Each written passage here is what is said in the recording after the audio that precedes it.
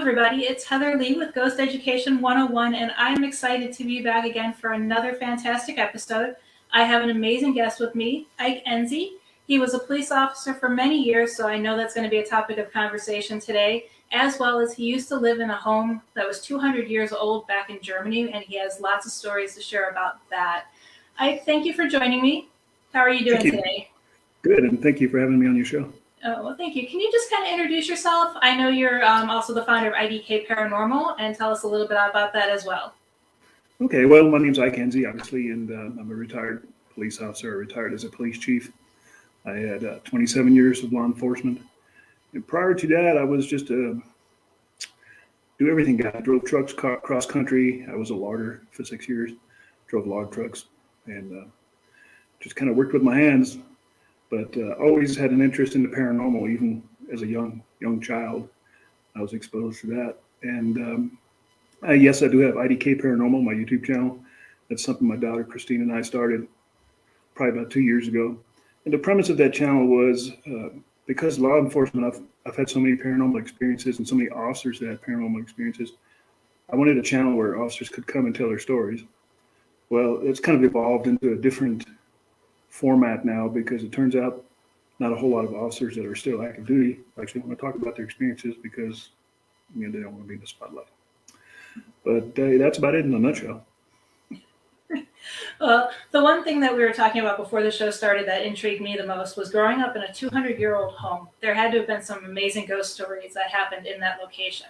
Do you have anything that was more memorable to you from back then? Oh yes, there's I think that's how it all got started with me in the paranormal because that was prior to all these paranormal shows and even exposed to any of that stuff. And living in a small farm town of probably less than 1,000 people in Bavaria, Germany. I went to a German school, spoke the German language, still speak the German language. My father was U.S. Army and retired, but he loved Germany so much he decided to stay there. And he wanted to live in the country and be a farmer. And we bought this 200-year-old farmhouse. And if you're familiar with what houses look like in Bavaria, they're generally 2-3-story tall buildings with giant pitched roofs on because of the snow, red tile roofs. The barns are usually attached to the house, presumably to keep the animals warm in wintertime so the heat goes both ways. And it's all, if it's not forest, it's grass. So it's all lush and green over there constantly. And growing up in that house, I think I moved there when I was probably 2 years old. And my first memories were when I was probably 6 or 7. There was something upstairs in an area that all of us kids avoided. It was me and my 3 sisters. And we avoided that area, and it just became standard to where we wouldn't go to a certain spot in the house. But things, as I got older, we started paying more attention, and there was constantly things going awry in that house. Things would disappear. Door handles that had the old European door handles, which are just like a straight handle that you push down and open the door. You'd see a door handle push down and come back up, and you jump up and look outside, and there's nobody there. That started happening. There was a time where all our clocks stopped in the house, and they were all battery-operated clocks, and they all stopped at the same time, which makes no sense at all. Mm-hmm. One day, my mom worked nights, and actually, my mom and dad both worked nights, but they came home at different times. My dad came home at like 11 o'clock at night. My mom came home at 2, 3 in the morning. And one morning, my mom came home at 2, 3 in the morning, and she walks into the house, and I hear a commotion. It wakes me up, and I'm upstairs, and I can hear it. And most of us get up and we're wondering what's going on. And I run downstairs, and we had 2 horses and a donkey, and there were all 3 in the kitchen. Now, to get into the kitchen in an old farmhouse is not an easy task because the doors are fairly small. Everything's small to keep the heat detained in an old house. So somehow these animals, which were at the bottom pasture, in between my dad coming home and my mom coming home, ended up in the kitchen. And they made a mess in the kitchen. They were just knocking everything over, and they weren't happy being in the kitchen themselves. Made no sense at all. My mom first blamed my dad. My dad said, why would I let the horses in the house? They're tearing up the place. And how would you even get the horses up in the dark and put them in the house? We thought that was pretty odd. Mm-hmm. And probably about 6 months later, the same thing happened with other animals appearing in our house that shouldn't be in a house. Like one of our roosters would be upstairs. I'm like, how did the rooster get upstairs at 10 o'clock at night? They roost as soon as the sun goes down, they go to sleep. And you hear something moving, you look, and there's a chicken in the house, a rooster in the house upstairs. For the longest time, we thought it was just pranks. Mm-hmm. And then it started getting more and more serious. And it got to a point where my three sisters and I, we would all just sleep in the same room in sleeping bags because we were afraid to sleep in our own bedrooms. Because you can feel there was something in the house that wasn't right. Mm-hmm. And when I talked to my friends who lived in farmhouses next door and down the road, they all seemed to tell the same story. And Germany and Bavaria, especially, it is just rich with folklore. So many ghost stories and spirit stories come from that neck of the woods. All your fairy tales, emanate out of Europe and especially Bavaria. People are very spiritual people, and there's definitely something that was going awry. And it's too bad I was fairly young when we moved out of there, because if I didn't know what I know now, I've been out there with my recorder and my all kinds of equipment doing some ghost busting. Right. Before we get into some of your experiences as a police officer, Robin wants to know if you can explain the artwork that's behind you. Yes. The big picture here is a Native American skinwalker. Not skinwalker, I'm sorry. Medicine man. I don't know why it's skinwalker, because that's one of my stories. He's a shaman, Native American shaman. The picture, I'm pointing backwards because of the camera. This picture here is my daughter, Christine. She's real artistic. She draws and oil paints and does all kinds of stuff. And she made this for one of my birthdays. It's an oil painting with a skull on it. She did that one up here, which is a UFO being abducted. It's an upside down cow being sucked up into a UFO. You can see where my daughter gets it from. But yeah, that's some of the artwork that she does. Almost everything you hear is from her. That's pretty cool. And I guess the one question I want to ask before we continue going on is, as a police officer, do you guys talk about paranormal experiences, or is that just something you guys just don't share with each other? Well, that's just it. Kind of touching that a little bit at the beginning. Mm-hmm. It has really changed, in the last probably 6, 7, 8 years. It's a different world. Law enforcement in general is different, mm-hmm. Not just with the paranormal, but it's a different mentality, different group of people. When I first got into law enforcement, it was a alpha male, very macho mm-hmm. profession. You never showed weakness. You certainly wouldn't cry, no matter what you seen, and that was the stigma back then. Mm-hmm. So approaching one of your supervisors or an officer you didn't know and say you heard something weird, or you suspect there's a ghost here, could potentially be a death sentence mm-hmm. to your career. Because to be a police officer, if you're in New Mexico, I'm sure it's like that nationwide, you have to take a psychiatric exam. And it's pretty intensive. It's a 2-day test. And once they sign off and say you're fit for duty, they can revoke that at any time. Mm-hmm. So if you were to tell your supervisor, I'm hearing the boogeyman at night, and he says, you need to go back to the doctor and get rechecked. And if the doctor says, well, I can't pass you, you just lost your job. Mm-hmm. So officers would just avoid talking about that altogether.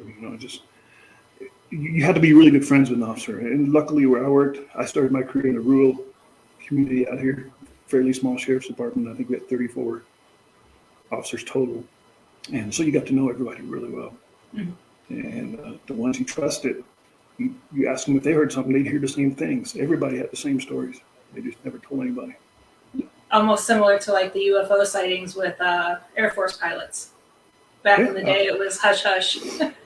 That's exactly right. It's exactly right, because you would not want to find yourself in a court, especially a bigger court, and have some defense attorney say, aren't you the same officer that hears ghosts, in the office is, you're accusing my client of this, but you're going around hearing ghosts. What's wrong with you? Right. So you have to be really careful back then. I think the ghost shows that came out, all of these shows, Ghost Hunters and Ghost Adventure Guys, I think kind of opened it up a little bit. People are much more open to talk about stuff like that. Yes. Yeah. And that, because even when I was younger, I was having experiences and I was sent to a psychiatrist. And it was one of those things where it's like, no, you're not crazy, but you need to go do this. And it's like, no, okay, And even though I still believe that everyone needs to be fully checked out to make sure that it isn't something, it just felt weird back then telling my parents, hey, I'm seeing this, compared to now, because they've really opened up more because the field is more open. How do you convince a non-believer that what you've experienced, or maybe you and somebody else experienced, to be true? Right. That's the biggest problem we've had out here. If you're a non-believer, you're not going to believe no matter what I say. Mm-hmm. You just explain it off. Yeah. My favorite thing is to take a non-believer on an investigation with me and have them have an experience. Yes. Seeing their face is priceless during Yes. that. Yes, and we've done that. And my dad was like that. My dad was, retired military, and he was a really strict, hardcore person. But we lived in a house in New Mexico, and that place was definitely haunted, worse than the house in Germany. Mm-hmm. And after a while, he started coming around saying, telling me, I hear things. I hear people talking when there's nobody in the house. And I always look at him and say, yeah, I told you. You believe me now? Okay. I'm assuming this is Philip. He's my co-host on Ghost Education 101. He wants to know if you have any mediumship abilities because he feels that you do. I don't like to say I do, but I'm very empathic. And I've been that way always. And when I go to places, like when I talk about my gold mines on my YouTube channel, I spend a lot of time in gold country, and there's so much energy, charged energy out there. There are certain times I can sit down and I can see almost history play out in front of me. I can see people moving around. I can see things happening. And I don't claim to be a medium or have any kind of abilities, but maybe just more in touch. Maybe maybe that's why I'm into the paranormal. Maybe that's, maybe that, I can't explain it. I really can't. It's one of those things you really can't put a label on it because everyone has different abilities in that, there's so many different, levels of it. It's Right. kind of hard. Okay. And when you got called onto a case, how often do you think when you were called out, was it paranormal as a police officer? I would say it's relatively rare. I mean, I started investigating the paranormal early on in my law enforcement career because I was into the paranormal before I got into law enforcement. I had experiences when I was a logger up in the mountains and stuff like that. So law enforcement was a perfect avenue to continue this, venture and get paid to do it. Yeah. And be the first one seen, be a professional rubbernecker, as they say. I get to be there. Mm-hmm. And but probably 1% of all calls would involve something that would make you scratch your head, or all of us police officers would be like, that didn't make any sense. And what would you say would be your as a paranormal investigator, but your strangest case as a law enforcement officer that had paranormal activity associated with it? There's been a lot, a lot of natural death calls you go to. And one that sticks out in my mind really clear is me and a female officer went to this house, and every death you treat as a homicide until you rule otherwise. And it was an elderly gentleman that died from older age and illness. But while we were in that house, things happened that didn't add up. I was in charge of taking pictures. I volunteered to take pictures, and we all wore body cameras, and we had a digital handheld camera. And you take pictures as you go into the house, the front door and then the entranceway, the kitchen, everything. You document everything before you can get to the body. And you get to the body, you take pictures of the body. Nobody else is allowed in the house because it can contaminate the area.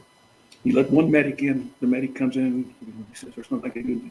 Tell him to leave. Wait outside.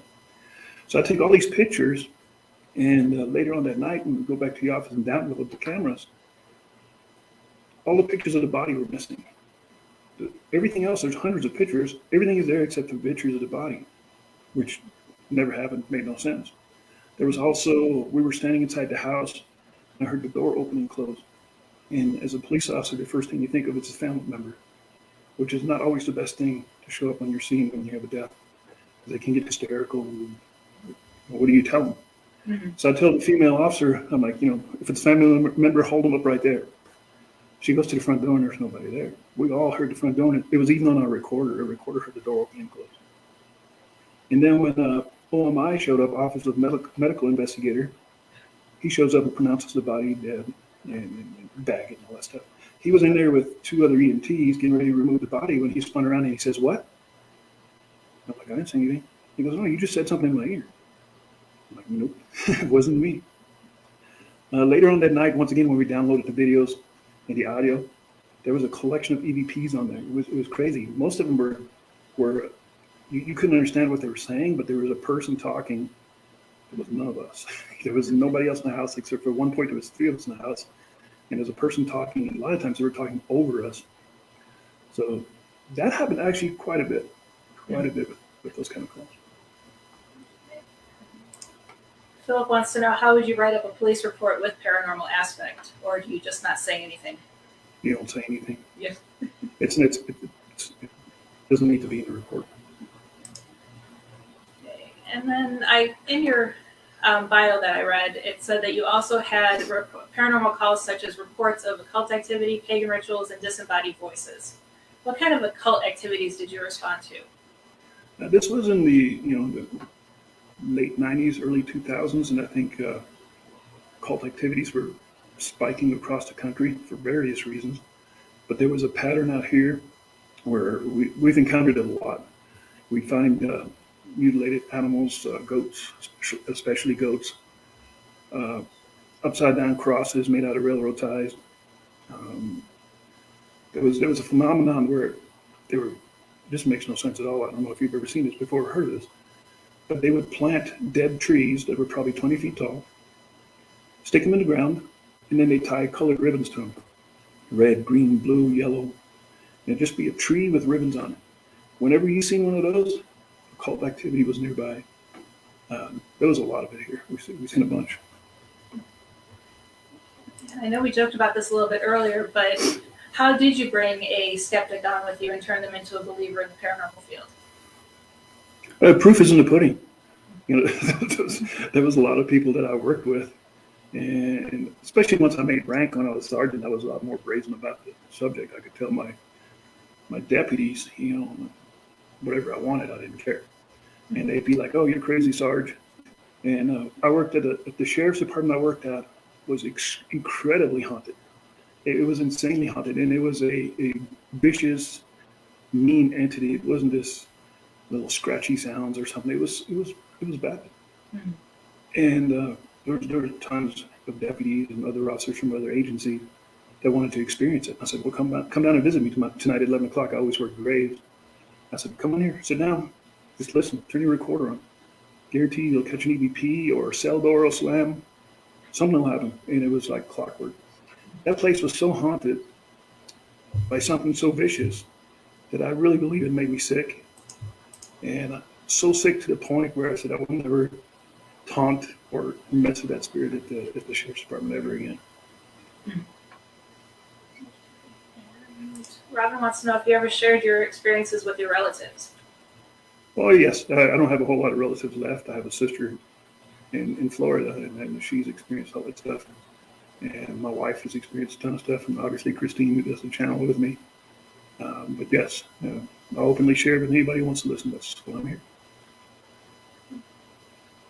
Then going back to your bio, it says that you had calls twice regarding animal mutilations that you were ordered by hired authorities not to conduct further investigations.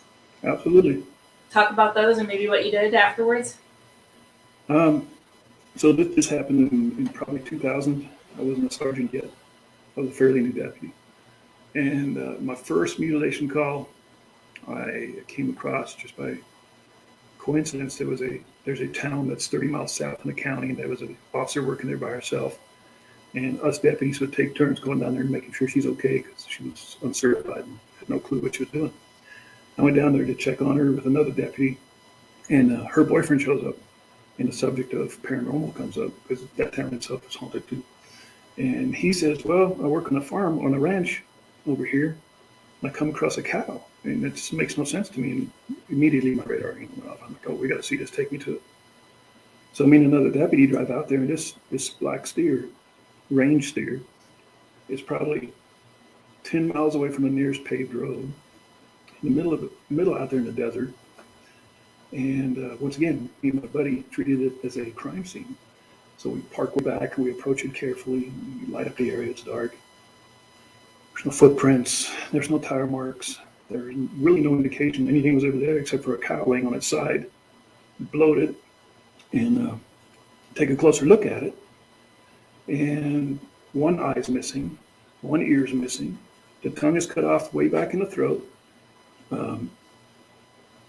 its sex organs were cored out. It was just like an infinity sign, almost like figure eight, just like it was unplugged. The anus was missing. It was cored out. No blood, no flies. And I asked the ranch hand, I said, how long has this thing been laying there? And I want to say he said 3 or 4 days. I'm not sure now. I think he said 3 days. And I said, is this normal? And he goes, not usually, because we've got tons of coyotes out here. Usually if there's an animal down, predation will take care of it within days. That thing will be scattered everywhere.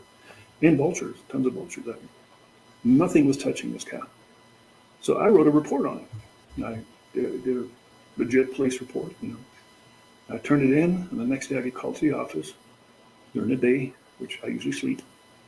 And you need to come to the office now. And the sheriff sits me down and he says, he holds up my report and goes, what's this about? Like, it's an informational report. It's not a criminal report because I don't have a suspect or anything. It's an informational report. I figured if nothing else, the rancher could use it maybe to collect his insurance on the cow or something. I didn't know I was a young rookie. The sheriff told me that I need to stop wasting my time on things like that. There are more bigger fish to fry than dealing with dead cows. And he told me to drop it and leave it alone. Okay. 6 months later, we get a call, similar situation, different area of the county. It's a huge county. It's 4,500 square miles. And entirely different area of the county, but the exact same thing. Same kind of cow, Black Angus, steer, same body parts missing, exactly mutilated in the exact same way. The only difference is there was a bunch of helicopter reportings the day before. A low-flying helicopter in the dark with no lights on. A bunch of people called 911 saying there's a helicopter flying low. They were concerned it was a drug drop or something like that. So it turns out that a lot of my cow mutilations somehow correlate with helicopter sightings. I think I've had 4 mutilation calls that I did on my own. I was on duty and stuff, but I didn't do any reports because I didn't want to get fired. But I just kind of kept my own log. Out of the 4, I think 2 or 3, but not 2 for sure, had helicopter sightings that night. And I personally witnessed the helicopter sighting twice, once in correlation with the cattle mutilations and the second time not. But there was definitely something that tied together with that. What it is made no sense. Back then people were saying it's a cult, a satanic cult. I'm like, why would a cult go out in the middle of nowhere and mutilate a steer? First of all, walking up to a range steer out here in the middle of nowhere is probably not really good for your health, if you can catch them. And second is, how did they kill it? It wasn't shot. It didn't have a slit throat or anything like that. There was no indication of what actually killed this cow. It was just laying there with all its parts missing. It had no blood. And all these parts that were cut off should have been bleeding. There's no blood. Mm-hmm. Yeah, that's almost like some of the cases that they had at the Skinwalker Ranch in Nevada. Yeah, I watched that show and I'm like, exactly what we had. Okay, and going back to talking to relatives, Robin says she met the relatives of victims. Did you share any paranormal activity, or did you keep that quiet as well? I don't ever recall sharing any information with the victim or the victim's family. Because that's could be a slippery slope if you're a police officer. Mm-hmm. It's a real touchy subject, and the majority of people that you deal with out here, maybe not the majority, but most of the people we dealt with are very religious. It's predominantly Hispanic in a lot of the southern area of our county. They're very Catholic, and the last thing they want to hear is a police officer say, I think I heard your dead relative while I was in the room. It could not be good. Right. Okay. And then getting back to the helicopters and military, could they have been chasing aliens? Say that again? I didn't get that. For helicopters in the military, could they have been chasing aliens? Well, it's funny that you say that, because the second helicopter story that didn't coincide with an abduction is I was heading back to the sheriff's department. It's about 11 o'clock at night. And I see an aircraft cross our 2-lane highway real low. I'm like, well, that's weird. So I pull over and watch him, and he just kind of disappears behind some trees. Another deputy pulls up alongside of me, and I say, hey, did you see that helicopter? And he says, Sarge, you're always seeing things. I'm like, no, really. He just flew right in front of me. And while he's sitting there arguing with me, the helicopter's back. Totally remotely, there he is. So there's a little gravel strip airport in the town we were in. and it appeared like he was landing in the airport. So we drive out to the airport, and he's sitting on the ground. He has absolutely no lights blinking at all. It's a small helicopter, and it's running, and we have our units blacked out. We turned our headlights off and everything else because we're kind of in stealth mode, sneaking up on it. And we get fairly close, and we get out of our units, and we're just standing there, and we're wondering, like, what the heck's he doing?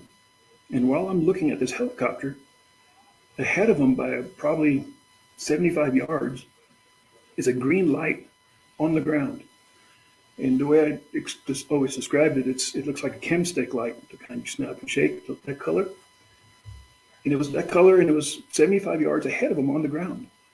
And I'm asking my partner, John, I'm like, do you see that? And he goes, yeah, what is that? And I'm like, I don't know. And suddenly this green light takes off at a 45-degree angle really fast. Immediately the helicopter takes off and starts chasing this thing. And it was almost like two dogs playing, chasing each other all over the place. And because it was pitch dark, you could never see the outline of this green thing. You could see the outline of the helicopter, but this green thing was just a green light. It made no sense. So we went back to dispatch, and I had dispatch call neighborhood Air Force Base in Albuquerque, Kirtland Air Force Base. Not that we'd expect them to tell us anything, but just to ask. And they said they have nothing on radar out here, and there's no military maneuvers out here. Once again, we don't know what it was. It made no sense. But this helicopter was chasing around in the municipal area, 100 feet off the ground above houses late at night, which probably isn't right. Okay. What is your opinion on the effectiveness of crystals and/or stones for protection? I think they work 100%. Okay. I got a house full of crystals. Yeah, I do, and I carry my crystals with me on investigations, and yes, especially quartz. I love quartz. Yep. Yeah, I have black tourmaline and rose quartz that I carry. Yep. Okay. Have you or your squad ever used psychics to assist on cases? If so, what is the regularity of such scenarios occurring? I have never used a psychic. I didn't know any psychics until I met Chris Huff. I don't know him in person, but I know via internet. And up until then, I've always was real skeptical about a psychic, because I've always figured if you're psychic, why don't you put it to use instead of bragging what you got? Solve some missing cases, kids' crimes, stuff like that. So that was always that's a typical cop attitude, I guess. But when I met Chris Huff, he told me things about my personal life and things that has happened in my house, which were incredibly accurate, and he would have absolutely no way of knowing. So that kind of made me a little bit of a believer. I think there's people out there that have that gift. Yeah, and Kenneth, I had on my show 2 weeks ago. He's a psychic from the War and Legacy Foundation, and he's done some great work for us as well. Okay, I'm all caught up on questions, so let me go back to your bio real quick. What is this? Okay, you've collected many EVPs. What is your strangest EVP that you've ever captured? Oh boy. There's been so many of them, and I still classify my EVPs as A, B, and C. I don't know what people are thinking or doing now. But to me, an A is something audible that you can clearly understand and makes sense. B, somebody's talking, but you can't quite understand it. C, there's something there. But my best class A was probably, and I should say this, most of my good EVPs have been caught without me trying to catch an EVP. I wasn't asking questions or anything like that. They were unsolicited. It seems to happen like that all the time. But this one happened in our gold country out here. Me and my daughter Christine were hiking, and I was just going to do a short hiking video for my other channel. And I had my camera with me, my video camera, and my digital recorder, because I'm always recording to catch EVPs, especially out there, because you can just feel it in the air. But I tried to turn my big camera on, and it's not firing up. And I'm thinking, this is weird. It's got a brand new battery in it. It's charged. And my daughter says something to the effect of, take the battery out and put it back in and start it. And I did, and the camera started, and we continued to hike. We never heard anything. But I get home, and I pull out my regular digital recorder, audio recorder, and I just set it on the counter, and I'm doing something else, and it's running, and I'm listening to it. And when my daughter says, pull the battery out and start it back up, there's a female voice that starts, just before she finishes talking. And it got my attention, so I immediately downloaded it on my computer, and I'm listening to it with headphones, and it clearly says, "Help, kill me." And it's a female's voice other than my daughter's. Mm-hmm. And we're 30 miles out in the middle of nowhere. There was no contamination out there. The only thing out there are bottomless mine shafts everywhere. So that one was sad and scary at the same time, because if there's an entity or something out there that said, "Help, kill me," what is this? What has happened to that person? Mm-hmm. And like we said earlier, some of that mine country, this was near Golden, New Mexico, which now it's probably got 20 occupants. Back then it had 5,000. Had brothels and saloons and hotels and everything else. So who knows what all could happen out there. But every time we go out to that area, it seems we catch EVPs, and not as clear as that one. That one's probably the best I've ever caught. I've caught some good one at the sheriff's department. But that was a good one. Yeah, it amazes me how I get, I know many other investigators do as well. We catch our most, convincing EVPs when we're not even trying to. Because I know we were doing an investigation, and it was in a location that it was known that Tupac haunted reportedly. And someone just said, we're walking from one room to another, and I had my video camera still rolling, and someone's like, wouldn't it have been neat if we could contact Tupac? And right after he said that, we got an "I'm right here." Yeah. Clear as day. And it was like we weren't even trying, and I didn't even think of turning my camera off between rooms. It just accidentally happened to be on when we were going from room to room. That's how I catch most of mine. Mm-hmm. And that's how I've convinced most people that there's something else out there. Because once you've collected your own EVP, it's not a contamination or some weird outside influence, it makes you wonder. It makes you think. To me, that's still the number one way to prove that there's something else out there. All the other gadgets are cool. They do a lot of neat stuff. But when you catch an EVP, that's different. Mm-hmm. Yep, and that actually leads into a couple questions that have been posted. Do you use spirit boxes? I have a SB11. It hasn't been very successful for me. Some of the ghost hunting stuff, but I think the most successful has just always been recording. I use a good camera and good microphones, and I think that really helps. Dowsing rods, old school. Mm-hmm. I've had some really weird stuff happen with dowsing rods, and it was weird because my dad, I said earlier, my dad didn't believe in much of anything, but he believed in dowsing rods. He's an old hillbilly from Tennessee, before he was in the military. His whole family, I guess, used to douse all the time, and he was a firm believer in dowsing rods.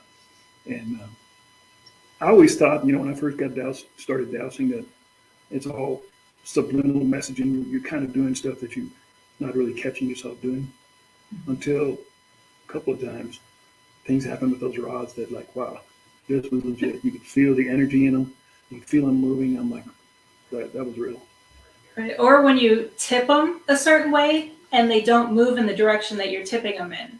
They move the opposite direction. That convinced me that they really work, because I was just joking around. I'm like, nothing's happening. And next thing I know, I go like this, and the dowsing rod goes up, and it's like, okay, it's not supposed to go up when I'm pointing them down. And they definitely pick up electromagnetic energy. I mean, I do it all the time. I can take my rods and go out to my meter on the pole, the electric meter on the pole, and just, if you don't believe your rods work, just take your rods and walk towards the meter. Mm-hmm. As you get closer and closer to the meter, your rods will cross every single time without fail. They pick up the electricity emitting from the electric meter. Yep. Yeah, and then, like with spirit boxes, I have one as well, and we only use it for if we're doing an event. Because if you're doing a public event with other people who aren't, regular paranormal investigators, they want that instant satisfaction that something's happening that you don't get with the EVPs. Right. This is a game of patience. And people don't want to believe that. Because you have these shows that they're like, oh, we got an EVP, and they play it right there. But in reality, they probably were there for a week. Right. There's been, that Class A EVP I talked about at the mine shaft. Mm-hmm. That had me so excited because I know 100% this is real. We went back to the exact same spot probably 3 more times and actually tried soliciting EVPs, set up recording devices and cameras and GoPros and all kinds of stuff. And an SB11 box, and you name it, I had it out there. Never caught anything again at that spot. Mm-hmm. I don't know what caused it to happen that day, but I think there's certain times or maybe certain cycles in the moon or the sun that makes it more likely to catch an EVP. I just haven't figured out what it is. Right. And that's why when we do investigations, we document the weather, the moon phase, temperature and all of that. Because then if you notice that, you can go back maybe on another full moon if that was the case, or, a waning moon, and see if you can repeat it. Because that's the hard part about this field is I'm aiming for a scientific approach to the field, but it's so hard because ghosts don't, operate on command. So you can't repeat the experiment to prove that, yes, this happens. And that's what's so hard about this field. Absolutely. Absolutely. I agree with you 100%. And the scientific approach is kind of what we all like to follow, I think. Mm-hmm. But it's hard to reproduce the same outcome. You never know. You have to be a little bit open-minded, I think, with this. And expect the unexpected sometimes. What you least think could happen. Right. Yeah, we need to come up with a scientific method for paranormal research based off of what, the because we can't use the same practices they do in physics or chemistry. Right. And I think right now we're kind of stuck. Mm-hmm. There hasn't really been a whole lot of advances in paranormal research in 10 years, 15 years. I mean, there's a couple of new things that came out, but nothing shattering that would say, here's your proof. Right. Nothing's really changed. Mm-hmm. And that's what everybody who's serious about the field, that's what we're all working for. Because, of course, you have the, I know Larry calls them paranormal tourists, which I run into a lot. And then you have, the amateur ghost hunters. And then you have the actual serious researchers that really want to make a difference. Yeah, and I think the way I rationalize it, there's two types of paranormal people. There's the paranormal group that has probably lost somebody in their life and they're trying to make contact, or they want to see there's something else out there and hoping they can make contact with their lost one. Mm-hmm. And then there's the group I would belong to, which is just a curious, nosy group. I know there's something out there because I've experienced it and I want to know what it is. Mm-hmm. Not necessarily talk to somebody I lost. I just want to know what's going on. Mm-hmm. Yep. Figure out why we're having these experiences. Yeah. Okay. And not consistently. Right. Yeah, Robin wants to know what you're doing in life now, and could you explain more on what you use for protection? She says you have a strong spirit, and she feels you really need it. For protection, I use a firearm. I'm a cop. And what I'm doing now is I'm retired. So I really enjoy being retired. I do my YouTube stuff, and on the I paraglide and I ride motorcycles, sports adventure bikes, and stuff like that. So I really stay busy. I have more time to devote to this kind of stuff now, which I really enjoy. Okay. Have you ever been affected by a spirit? Yes. And then back to the first question, what I do for protection, I don't think that's what you quite had in mind, me using a gun. Okay. Although when I'm in the middle of nowhere, I do carry a gun because for one, I wore one all my life. And it's not for the spirit world, it's for the human world, because you don't know who you run into out there.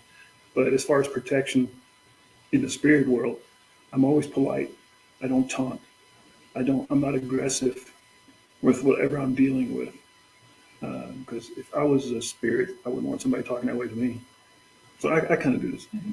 I just stay professional with everything I do. Yep. And I always tell people, getting back to the gun, I fear the living more than I do the dead. Yeah, absolutely. And I've been attacked on investigations before, so it's. I believe it. I've never been attacked, but I've been on investigations where suddenly somebody shows up, and the person's really sketchy. He might be high on something. He might be on meth. Meth is pretty prevalent out here. And that's scary. That's much scarier than dealing with any kind of spirit. Yep. It's amazing what you can encounter. And getting back to, and have you ever been affected by a spirit?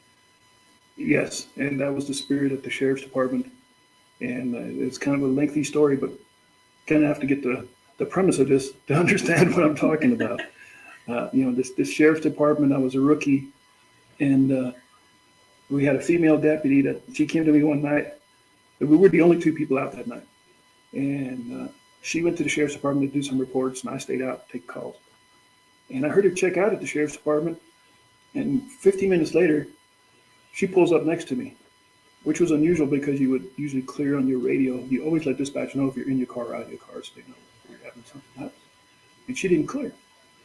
She pulls up to me and she is visibly shaking. And she goes, "There's something wrong with the sheriff's department." And both of us were new. We started at the same time. And I'm like, "What are you talking about?"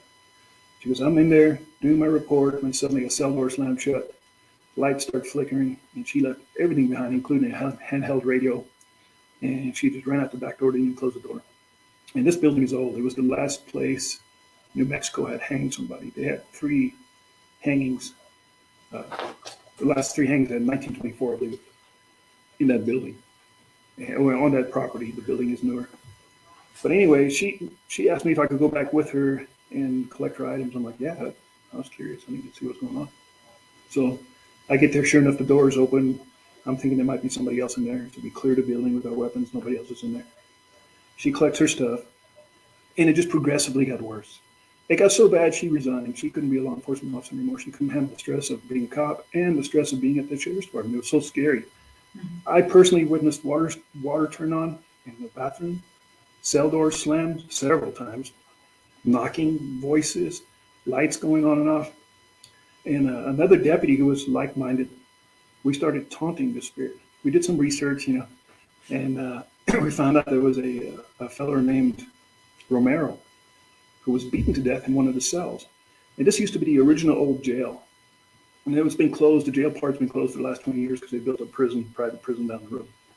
So the jail hasn't been used. It's just a bunch of old cells from the 1960s. And we'd set up recorders in the cells, and we'd leave and come back, and you'd hear banging, you'd hear voices. You couldn't understand what they were saying. It sounded like they were speaking Spanish sometimes. But after doing some research, we found out this Mr. Romero had been killed in there, and he was intoxicated. They put him in the drunk tank, which was basically one of the big cells you could put 10 people in, which was real common back in those days.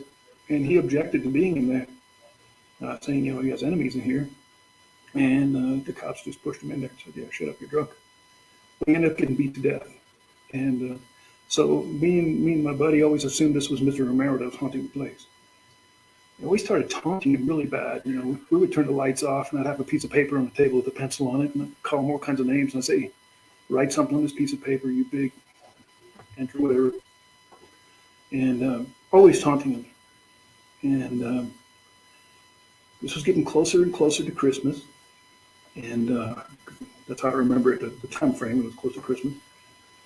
But I come down with strep throat. And I'm one of those people that never calls it sick. Every job I ever had, I probably used 2 sick days. I got so sick, I had to use a sick day. And I told my wife, next day I'll be better. The next day I was worse. She takes me to the doctor. They put me on amoxicillin. The next day I'm worse. Takes me back to the doctor. They give me a strong antibiotic. 3 days go by. I'm still at home. And I'm getting worse. She takes me to the doctor again. This time they give me an injection, a steroid injection. And I'm starting to feel better. It was amazing how quick it worked. I get home. I'm starting to feel a fever break. My throat's opening up. And I'm sitting on my bed and I'm watching MASH on TV. I'm just so relieved that I'm actually feeling better. I'm like, I can't believe I thought I was going to die. I'm sitting there watching MASH, and it's probably 5 o'clock in the afternoon when suddenly I'm in the jail cells in the sheriff's department. I'm standing in the jail cells. Everything is bright blue, like neon blue, which makes no sense. I'm just standing there looking in these cells, and this voice tells me, "Keep effing with me, and I'll show you what I can do." And I snapped out of it. My wife, Debbie's standing next to me. She goes, "Are you all right?" And I'm like, "Did I just fall asleep?" She goes, "No, you're just staring at the TV." I'm like, "I just had the weirdest hallucination. I didn't have a fever anymore." So right at that time, my dog Scooby, Australian Shepherd, is in the living room, has a seizure or something like that, collapses and knocks over the Christmas tree. I hear a big old crash in the living room. I'm still too weak to get out of bed, and I tell my wife, Debbie, I said, "What was that?" And she runs into the living room, and she says, "Scooby he's laying on the floor shaking, and the Christmas tree's knocked over." And I said, "Well, just give him some water." That's all I could think of. So I hear her in the kitchen filling up a dog dish full of water. And when I look down, Scooby's right next to me. He had gotten up, and he's right next to me. He's just looking at me. He's rocking eyes at me. Now, Scooby was a young dog, and he's never had a seizure before or after that. He's gone now. But it made no sense. This vision was so clear.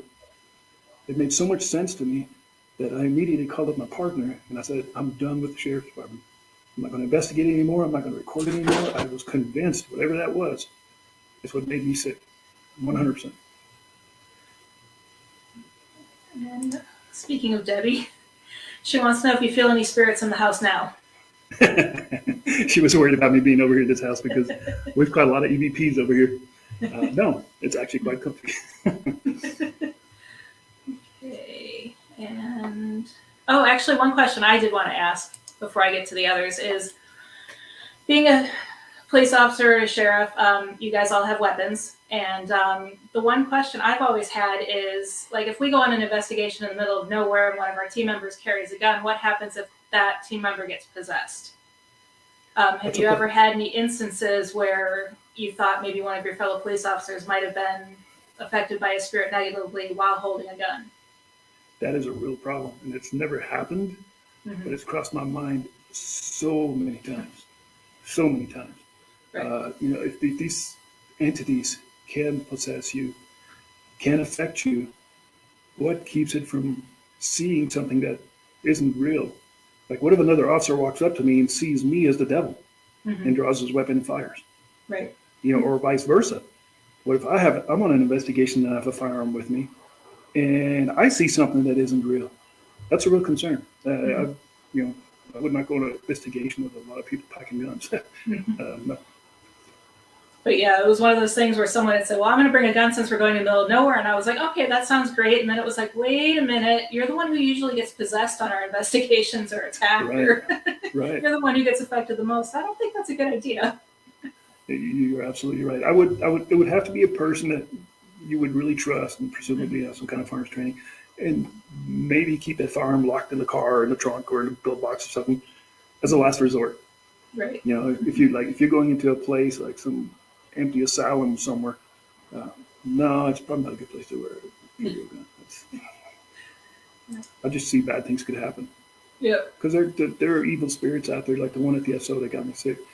100% that was an evil spirit. That was, I don't know if it was demonic or what it was, but you could feel it, you could sense it. You pull up to the office, and us officers at the back door, we enter in. It was a dark area, and some nights you'd pull up, and I would just have this feeling of dread, and I would just put it in reverse, go back to work, and say, I'll do my report later. Come back 2 hours later, whole different feeling. Nothing's changed. Nobody has come and gone. There's only 2 of us out, but the sense, it was so electrically charged that you could feel it. I've witnessed a cell door slamming there. Real quick story in the sheriff's department again, because it was so powerful. The person I worked with got off of work at 2:30. I got off at 3:30 in the morning, and he forgot to turn in his timesheet. And we had a rule.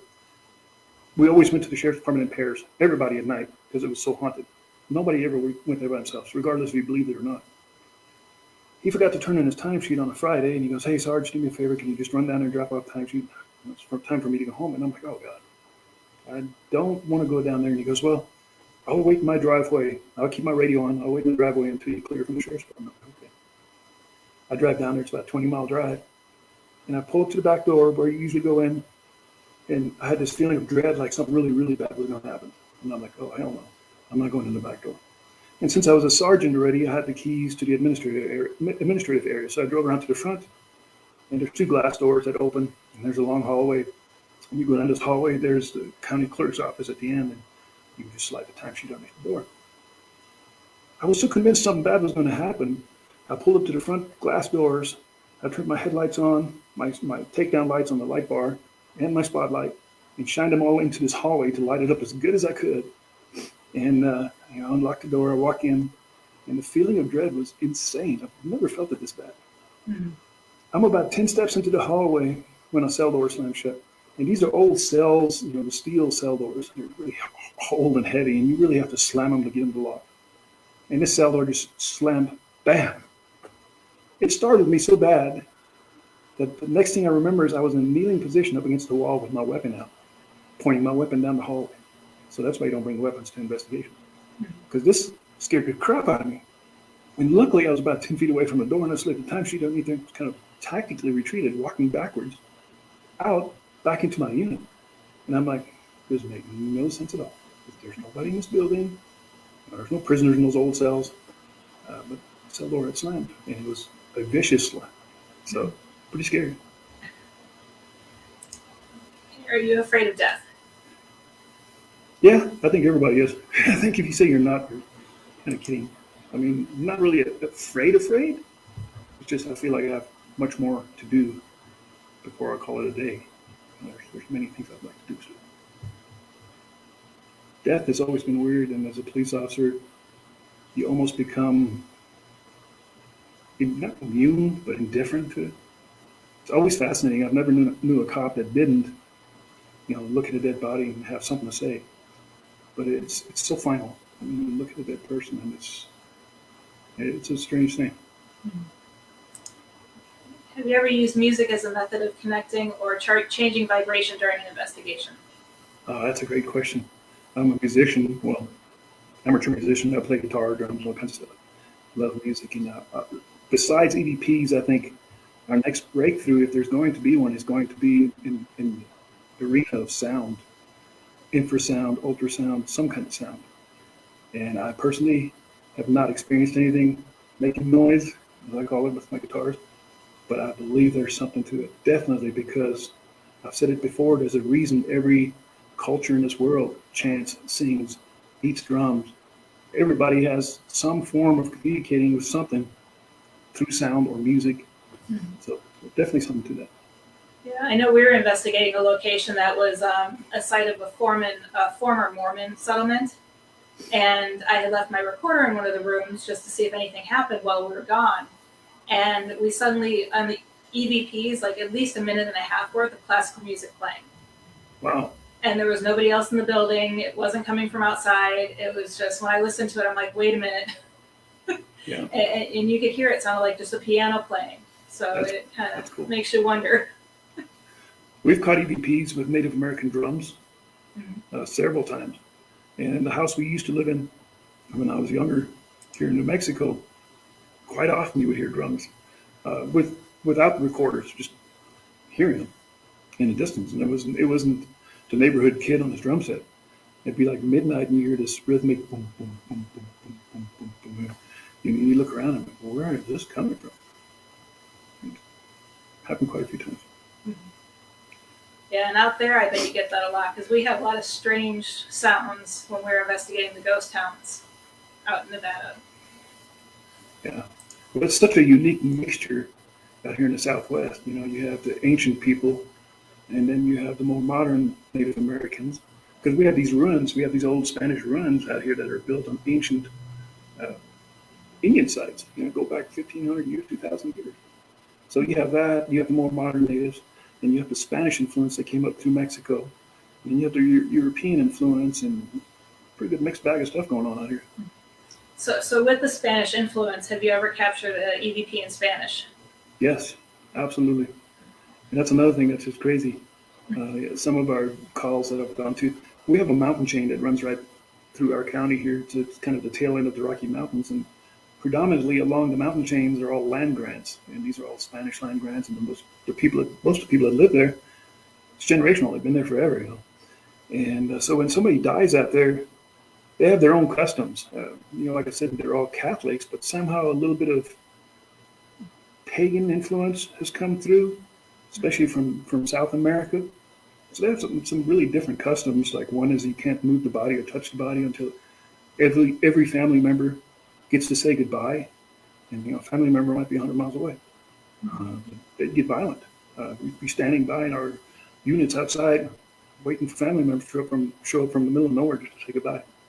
But we've got EVPs on our police recorders in Spanish, and that makes perfect sense. I'm like, yeah, why would they not speak Spanish? Right. Does your wife investigate with you? She has. She's kind of she in our younger days she did quite a bit of it. Now she's kind of in the background a little more. I think she gets scared too easy. Okay. What is the worst and best experience you've had? As a paranormal investigator, I don't know. There's The worst experience was probably getting sick, because I can't emphasize how sick I was. I truly felt like I was knocking on death's door, and which is unusual for me. I usually don't get sick. That was by far the worst. As a cop in paranormal, I've had some really, really bad experiences that at times I think I shouldn't have survived, and it was some kind of divine intervention. And when I say divine intervention, I don't know if it's an angel. I don't know what the heck it is. But there's been times where I was saved by something getting my attention, and witnessed by other people, where I would have walked right into a barrel pointed in my face if something wouldn't have stopped me from doing that. So I call that divine intervention. So those are all the good things, because I made it home. Mhm. Is there any Santeria culture where you live? Oddly enough, I was a criminal investigator for district attorney's office for 6 years. And there's a small town where our office was, and the public works people that work for city water and all that stuff had a big feud going on. And they started doing a lot of Santeria stuff, and I don't understand why. It'd be a cow tongue stuck in a velvet bag, nailed to the guy's front door. The reason I know it's Santeria because I called the FBI and got them involved. And they said, "Well, these people from Florida?" I'm like, it's pretty rare out here. It's more common like neck of the woods you're in now. Yep. Yeah, it's interesting. I mean, we even had some out in Vegas, some reports of interesting happenings, and I know one person actually, she did home cleansings using Santeria, so it was kind of interesting. So one question I have real quick is, have you ever done a case as a police officer and just kind of left and like shook your head and been like, that guy really needs an exorcism? Oh, yes. I think, and this is my opinion and my theory, but I think a lot of mentally ill people that we label as mentally ill Right. are possessed. Mm-hmm. I especially encountered that working as a corrections officer. There was prisoners we've had, that I remember one, he had an upside down cross tattooed on his forehead, and he never slept. This guy legit never, ever slept. In fact, we'd make fun. As officers would try to sneak into his dorm area and see if we catch him sleeping. And this guy never slept. And he was just out of control, violent. He was vicious. Yes, a lot of crazy people I think aren't just crazy. There's something influencing them. Yeah. And Stephanie said they keep finding headless goats in the Chattahoochee, and they think it's for Santeria rituals. Mm-hmm. And then, getting back to the UFOs, outside of that one experience you said you had where you saw the helicopter chasing the green light, have you had any other experiences that kind of led towards UFOs or aliens? We literally had, I'm just guessing, probably 50 UFO calls while I was a deputy out here. A lot of them, we've seen a lot of them. All of us cops seen them. It was quite frequent that you would see them. And anything from a rancher saying there's a weird light hovering above his pasture, and you get out there and there's nothing there, to 4 or 5 people tracking something across the sky, and we show up and we all look at it. I'm like, yep, that makes no sense at all. It's making 90-degree turns, it's stopping, it's zipping back and forth. But my best UFO encounter I've had was when I was a walker, and I was out by VLA, Very Large Array. You've probably seen it on TV. It's where all these satellite dishes are set up, and it's called the San Augustine Flats. It's a plateau. It's probably about 30, 40 miles long. And it was 2, 3 in the morning. I'm in a semi-truck going towards the mountains. My friend's behind me in his own truck, and we're talking back and forth on the CB. That time of night, there's nothing on that road because there's nothing out there. I look out the right side of my windshield, and I see a fairly bright light. And I ask him on the CB, I'm like, you see that light over there? What is that? And he goes, I don't know. And while I'm looking at it, it instantly separates. From 1, it goes to 2. And, they look like a couple feet apart from my view. And I tell the guy behind me, I say, his name is Danny. I said, Danny, let's pull over and check this out. And he's like, no, heck no. I'm like, these are UFOs. If they want us, they're going to get us, whether we're doing 65 or we're stopped, doesn't matter. All right, let's stop. So we pull over and we shut our trucks off because they're noisy. We're standing in front of my truck. And it's pitch dark out there. And these two lights are approaching us. And they stop. Well, one stops overhead of us. The other one kind of keeps going, makes a 90-degree turn, and heads to the east. Not a sound.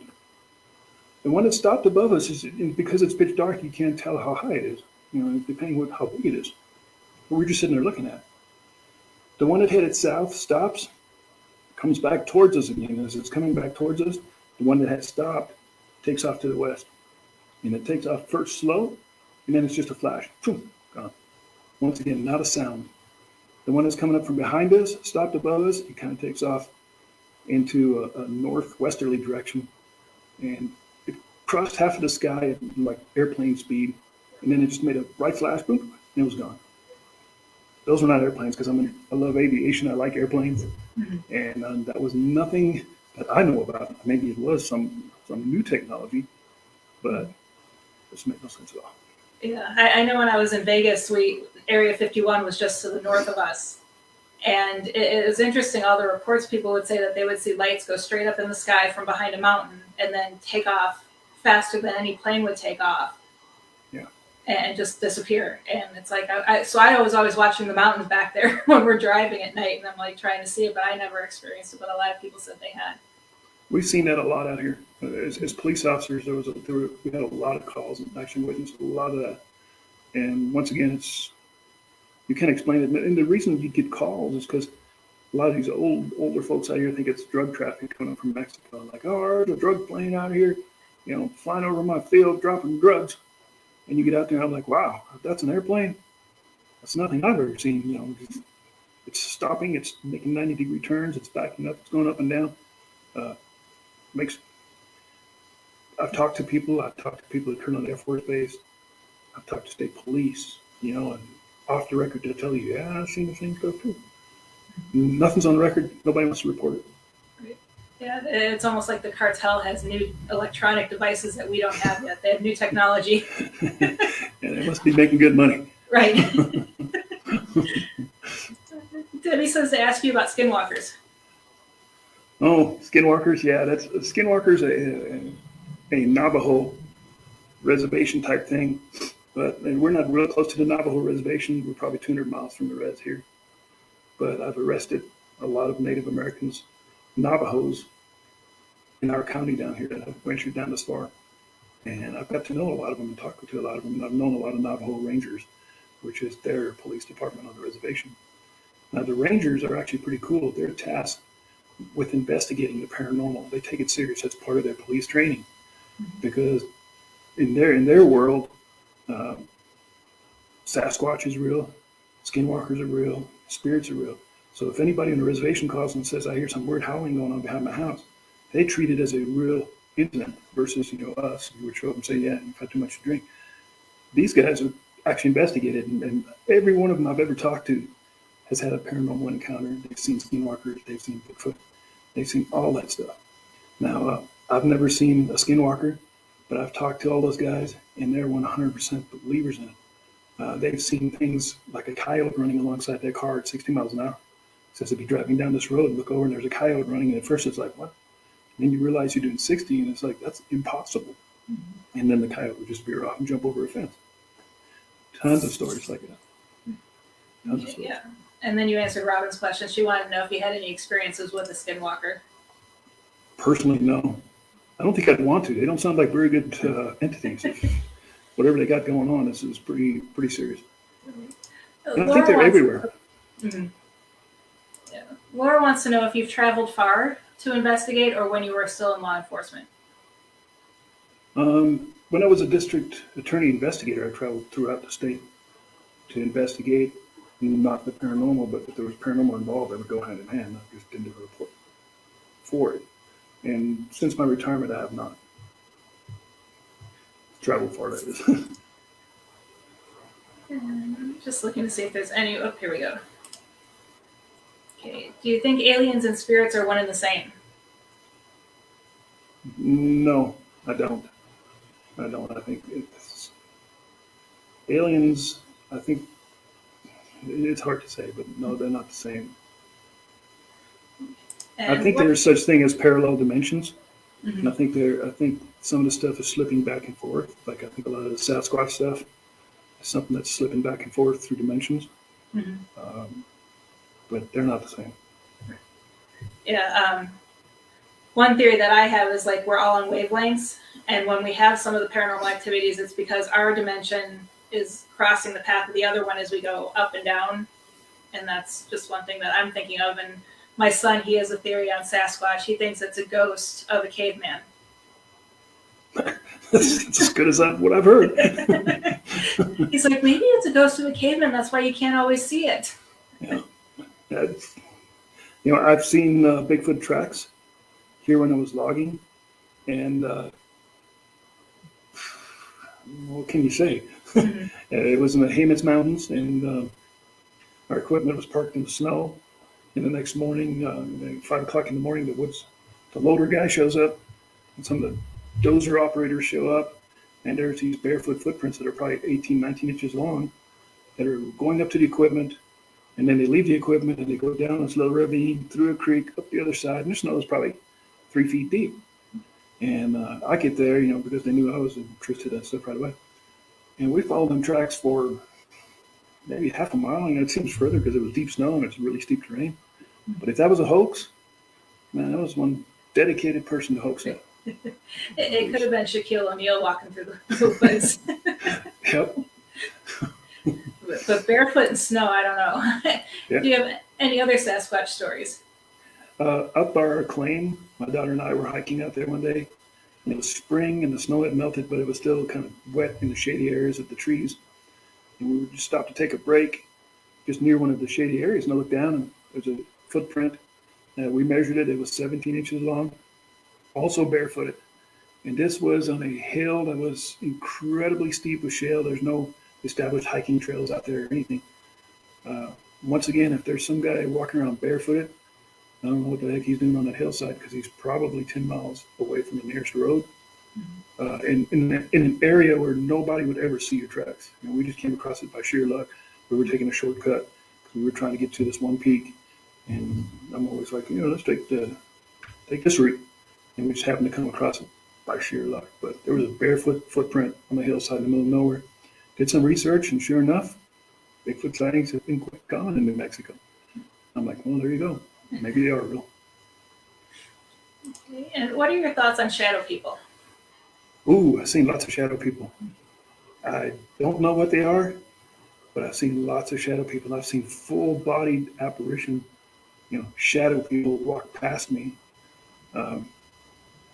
Scared the crap out of you. I don't know what they are. Oh, they're the spirits, obviously. Don't know what's going on there. I don't know if they interact with you. I don't think they do, because everyone I've ever seen just seems to be doing its own thing. Mm-hmm. Kind of like in a residual way. It's just walking somewhere or doing something, but it seems to completely ignore you. Mm-hmm.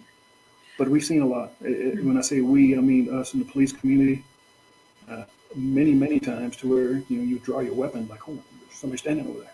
Mm-hmm. And then you shine your light over there and like, there's nobody there. And I've seen them here in this house where I'm at right now. And I've seen them in my other place where one walked right past me. So shadow people, that's another phenomenon that's happening a lot. Mm-hmm. Nobody can really explain it. Okay. And have you ever encountered the same spirit twice?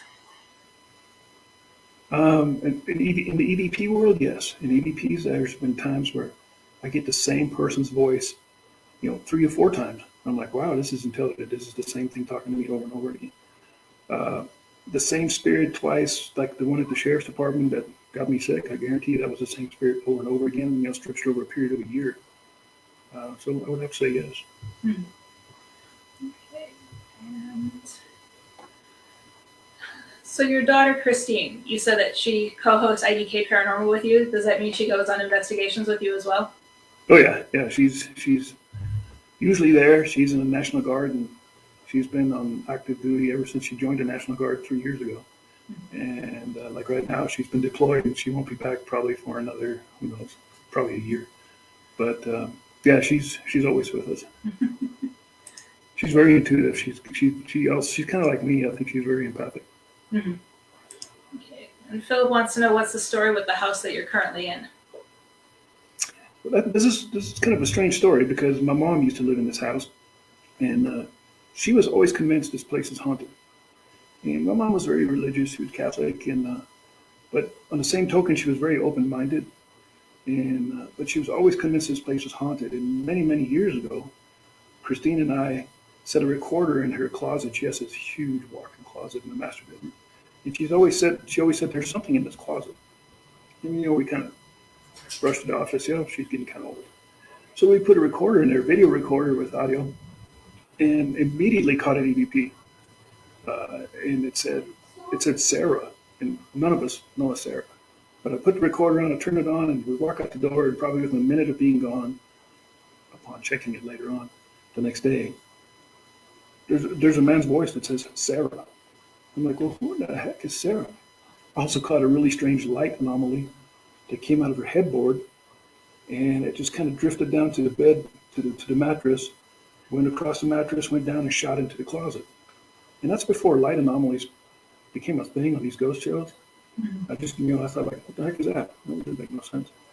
So this house is fairly new, but I'm not really sure what has happened here on these grounds, because I've caught many EVPs in this house. There's certain times, that's why my wife asked a while ago if I've seen any spirits or something.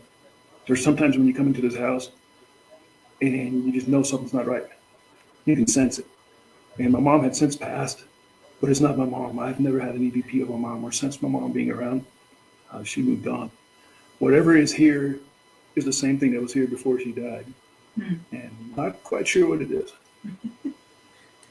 And then Philip wants to know, he must be picking up on something. What's the connection to the older woman in an old wood-sided cabin? I don't know about a wood-sided cabin, but the older woman, I don't know. And then well, wait a minute, wood-sided cabin. I mean, my house I live in is a cedar-sided house. It looks like a cabin.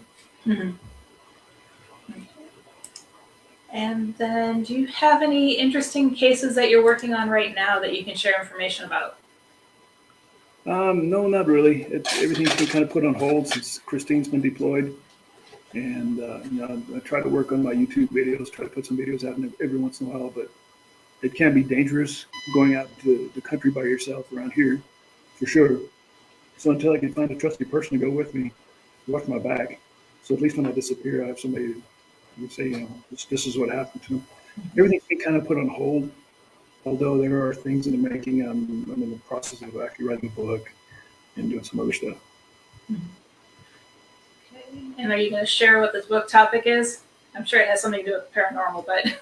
It's going to be mostly about law enforcement and paranormal and the police world and what happens in the police world. Okay. And Philip wants to know, getting back to the older house in the wood-sided cabin, about a front porch. I've got a front porch. What about it? Okay. And then he just actually sent me a message, so we're going to have to listen back to the recording of this. He said that he just picked up another voice that said Sarah. Oh, that's great, because we've never known a Sarah. I've met a Sarah, maybe at work or something, but in our personal life, family, I don't know a single Sarah. Yeah, so I'm definitely going to have to, because we actually had Bishop Long on several months ago, and he was showing slides, and then we got a really interesting EVP. I wish I could remember what it said, but nobody was talking, and it almost sounded like a growly voice talking in the background of it all, and it was kind of interesting. Yeah, another EVP we've caught here on the property was Donna Lies Here.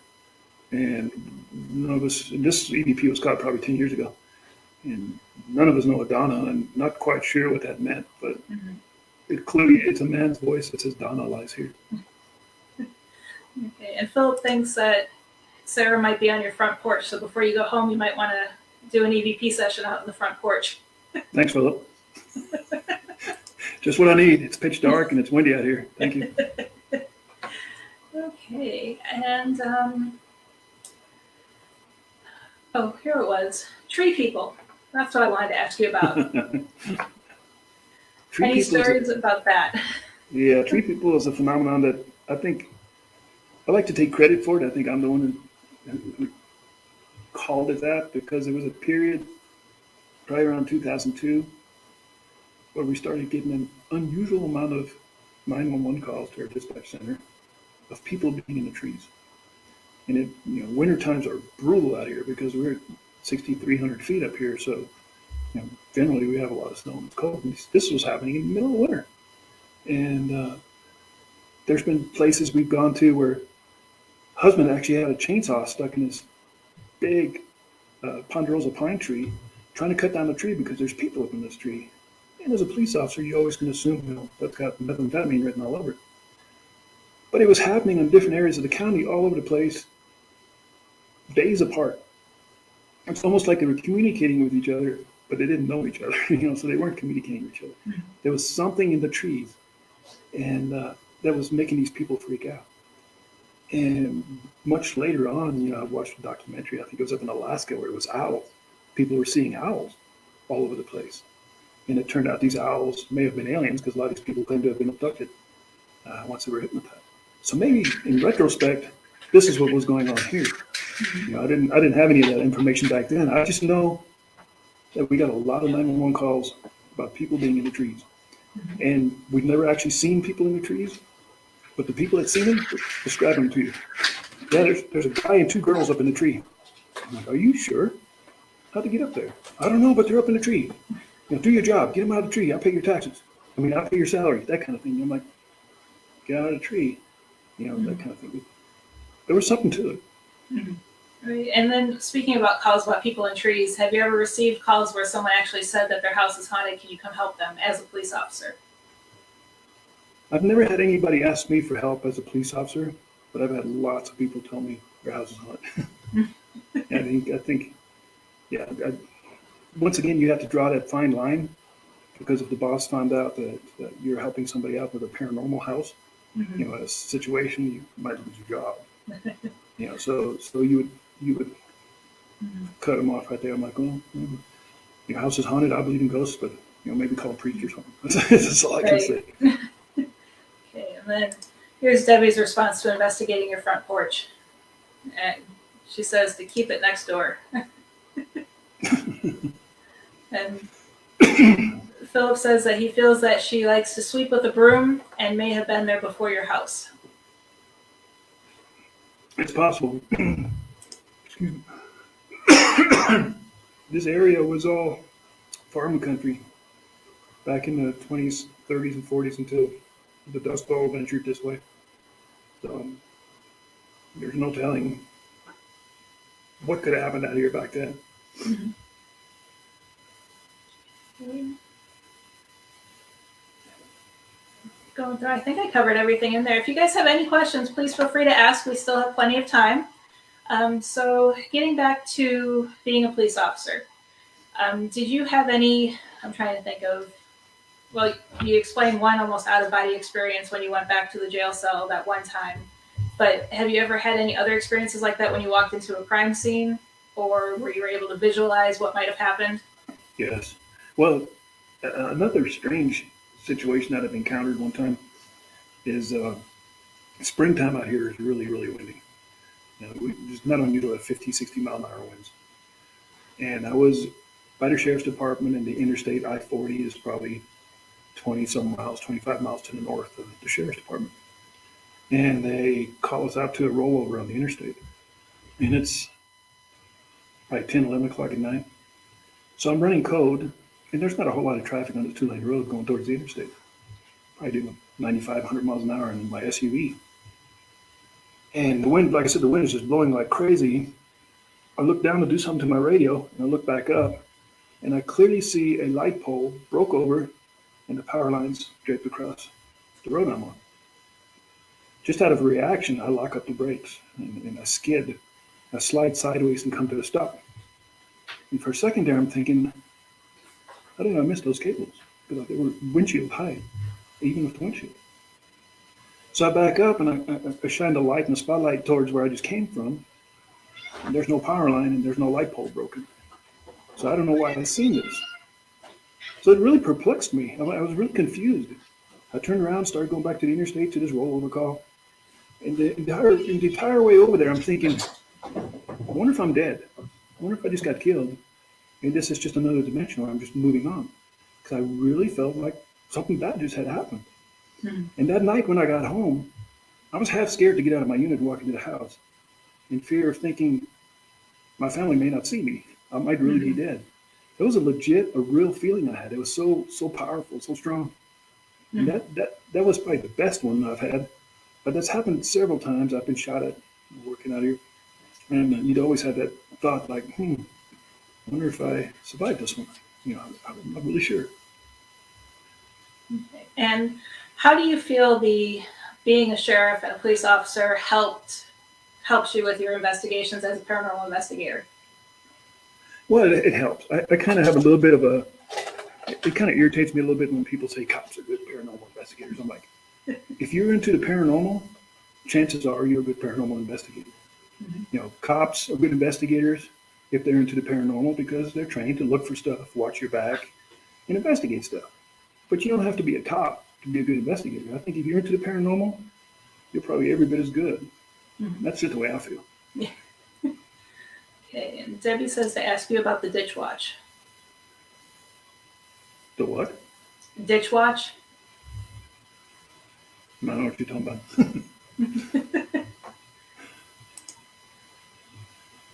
Okay. Okay, and ditch witch. The Ditch Witch, La Llorona. That's. I don't know if you've heard of that folklore, and I'm sure your folks listening probably have. There's been movies made of it. It's a Hispanic folklore out here of the weeping woman, and it's a little different in every state, I think. But we've actually got calls to people that have heard La Llorona wailing in their backyard, and we get there, and of course there would be nothing there.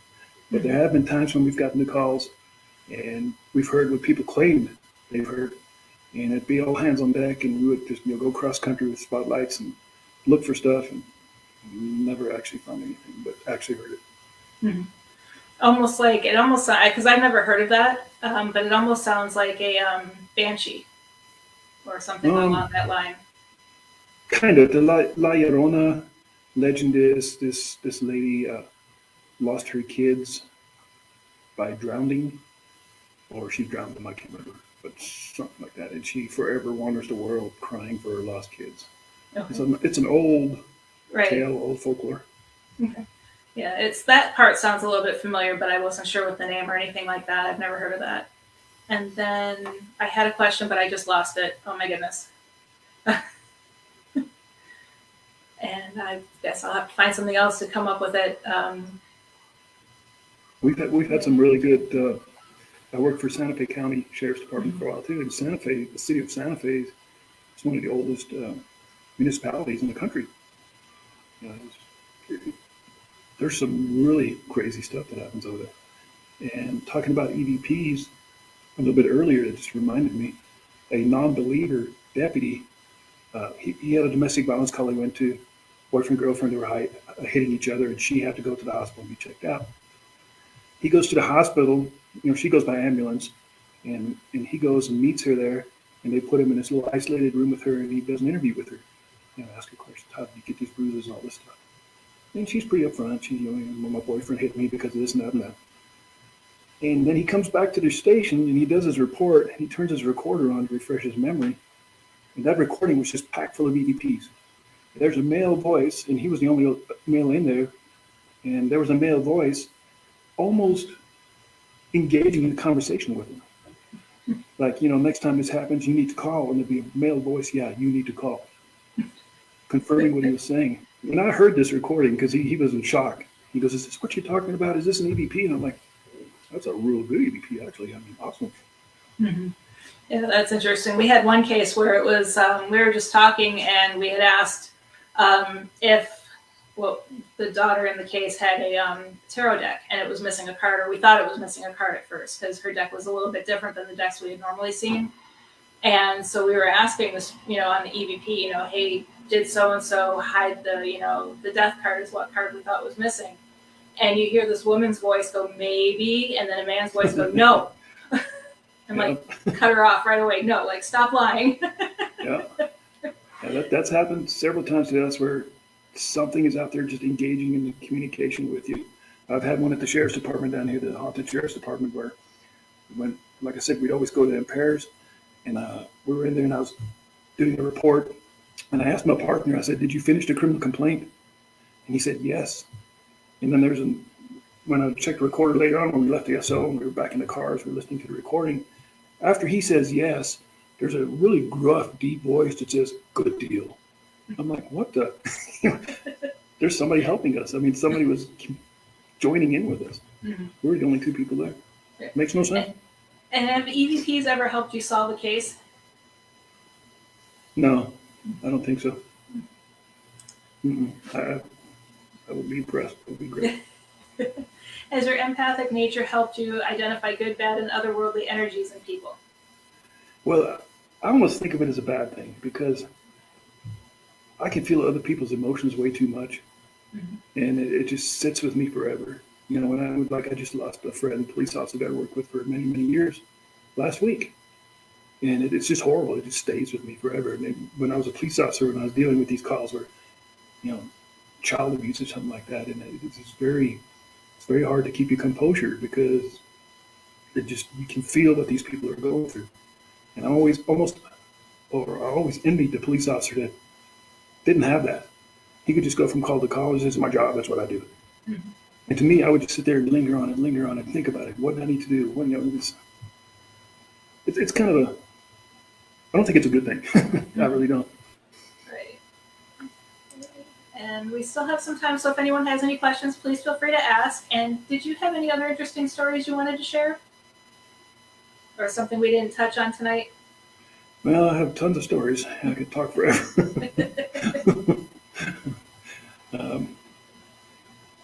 Not really. I mean, I could tell you, you know, when I told you about having a guardian angel, the one that convinced me the most is me and another deputy were clearing a lady's property. She heard somebody on her property, and she'd seen somebody in her backyard. And when me and the deputy get there, she's standing on the porch with this big flashlight. And we tell her, you know, turn your flashlight off and go back in the house. When you're a police officer, darkness is your friend. You never turn your flashlight on unless you absolutely have to because it gives you away. So she goes back in the house, and we tell her, you know, once we clear your yard, we'll knock on the front door and let you know. And she had this huge barn in her backyard that was probably 40 feet long. And I'm working up against the wall of the barn, and my partner's next to me. And we both got our firearms out. We're walking really slow. And about 3 or 4 feet before I get to the corner of the barn, I can't move. And I look down, and a piece of wire had wrapped itself around my feet. Unexplainable how it did this. And effectively hobbled me to where I couldn't take another step. Mm-hmm. And I'm kind of shuffling around, and my partner looks at me, and he's like, "What are you doing?" I point down at my feet. And he just kind of holds his hand up like, "The hell is that?" I don't know. So I just kind of give him a hold on a second, and I bend over to untangle my feet. And when I bend over, my head goes past the corner of the barn. Right there at the corner is a guy with a 2x4 in his hand. Had I not been hobbled and stopped and bent down, I would have walked right into a 2x4, right in the face. So who knows how that would have played out. Luckily, my partner drew down on him. We got him cuffed and everything else. Turned out he was a convicted felon, and he was running from probation. So something intervened. Mm-hmm. That was not normal, and it's never happened to me again. You know, it made absolutely no sense to have my feet tied together like that, just one step away from stepping into a 2x4 in the face. Yeah, someone was looking out for you. Yeah, and that's happened more than once. Not that extreme, but the sixth sense. You know, people say the cop's sixth sense. I think everybody has it. I think cops just pay a little more attention to it because their life depends on it. Mm-hmm. But that saved my bacon many, many, many times. Would you ever do a cold case investigating using psychics or mediums and your paranormal knowledge today? Yes, I would. After I had my experience with Chris Huff, absolutely. You know, you'd have to prove yourself to me a little bit. I mean, I don't expect you to tell me the lottery numbers or anything like that, but I think there's people out there that are legit, and I would love to have some person like that on board with me. And okay, we're out of questions, so it's up to you if you have anything else you want to share. If not, we've been an hour and a half. We can continue for another half hour, or we can end it now. I think we're done. I need to get Okay. out of this haunted house. I got Sarah waiting on the porch. She's waiting with that broom, so make sure you get it up. Okay. Can you just remind everybody where they can find you on social media and on YouTube? YouTube, just go to IDK Paranormal, and you'll find my videos there. That's about it. That's where you'll find it. IDK Paranormal. It's my email also, idkparanormal@gmail.com. And you can, and I'll also post all that information on our Facebook page, which is at Ghost Education 101. If you want to follow his YouTube page, I'll post that link for you guys to go over there and subscribe to his channel. And then our next presentation is going to be in 2 weeks on Wednesday, December 22nd at 9 p.m. Eastern. We will be joined by one of our educators, Lisa. She is going to discuss spooky Christmas stories to get you ready for the holidays. So we hope to see you guys then. And thank you again, Ike, for joining me. I really enjoyed some of the stories you had to share, and I hope you come back and join us again sometime. Thank you for having me on the show. That was great. I really we actually need to do a questions. show with you and Larry. Yes, that'd be awesome. Get both of you on here. That would be an interesting one. Double cops. I don't know. That's a good thing. So thank you again, everyone, for joining us, and we'll see you next time. Thank you.